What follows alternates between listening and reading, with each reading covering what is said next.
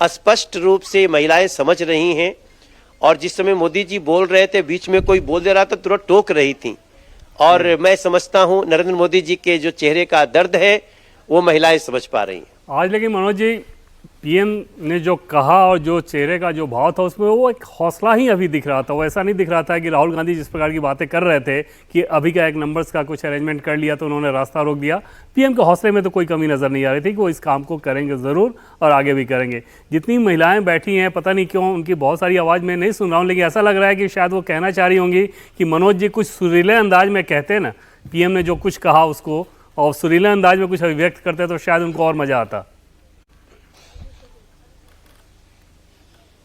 नहीं, एक तो कोई कह रही थी कि गाना सुना दो। हाँ, वही तो मैं कह रहा हूँ आपसे। किसने बोला था भाई? के बोला ला हो? अच्छा, तो मान लीजिए फिर बात बोला कि हम गाना सुना दें। नहीं, नारी शक्ति की बात को इग्नोर नहीं करना चाहिए। भारती उनकी बात हम पूरा करते हैं, और आज हम एक ही गाना चाहते हैं। आप लोग भी हो सके तो गाना कि हम होंगे कामयाब, हम होंगे कामयाब, हम होंगे कामयाब एक दिन, हो मन में है विश्वास, पूरा है विश्वास, हम होंगे कामयाब, हम होंगे कामयाब, हम होंगे कामयाब, हो मन में है विश्वास, पूरा है विश्वास, हम होंगे कामयाब।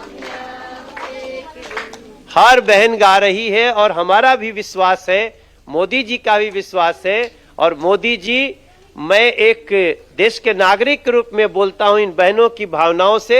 आज भले हमारा 2/3 बहुमत नहीं है, लेकिन हम आपको 29 के बाद 2/3 बहुमत भी देंगे और इस बिल को पास करके महिलाओं के लिए लागू भी करेंगे। और मोदी जी ने भी आज यही कहा है। जी, मोदी जी ने भी आज अपने संबोधन में यही कहा है कि संख्या बल भले ही कल उनके पास नहीं था, लेकिन वो हारे नहीं हैं, वो अडिग हैं और प्रयास जारी रहेगा। सही वक्त का इंतजार कीजिए। यानी मनोज जी, महिलाओं ने उम्मीद फिर से जग गई है। आज बहुत एक जी बिल्कुल उम्मीद जगी है। उम्मीद जगी है आप लोगों की ना। और आज बताऊं आपको पिनाक जी, देवेंद्र भाई, हम लोग एक बहुत बड़ी महिलाओं ने आज दिल्ली में सड़कों पे प्रदर्शन किया। हम वहां जब गए तो वहां एक नारा लग रहा था कि आज नहीं तो कल होगा, महिलाओं के इस समस्या का हल होगा। ये नारा हमने सुना है और वही प्रधानमंत्री जी ने शाम को बोला है। सबकी भावनाएं एक हैं, हमारी माताएं बहनों का जो हक है वो मिलेगा, ऐसा हमें विश्वास। राहुल गांधी का कल जो अंदाज था, हाउस में जो बोला और बिल गिरने के बाद जिस प्रकार का अंदाज था, कैसा लगा मनोज जी? वो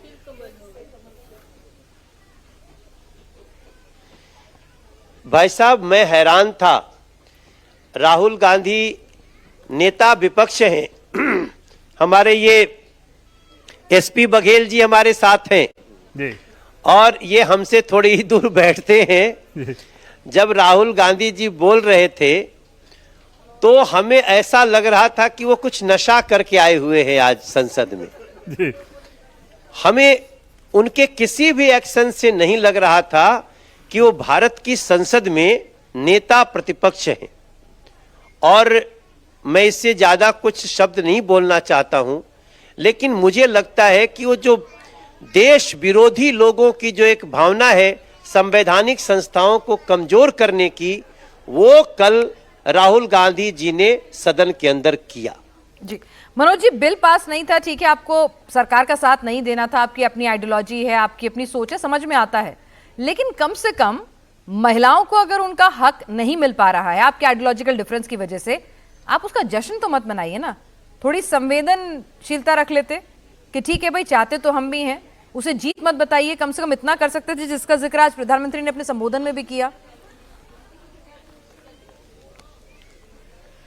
नहीं, कल भी जब बताऊं आपको, जब हम लोगों का ये बिल, महिला आरक्षण का बिल जब गिर गया हमारी बहनों को मैं बताना चाहूंगा कि जब कल ये बिल सदन में कांग्रेस, आम आदमी पार्टी, टीएमसी, डीएमके, सपा ने गिरा दिया, तो मोदी जी जहां अपनी सीट पे बैठे थे,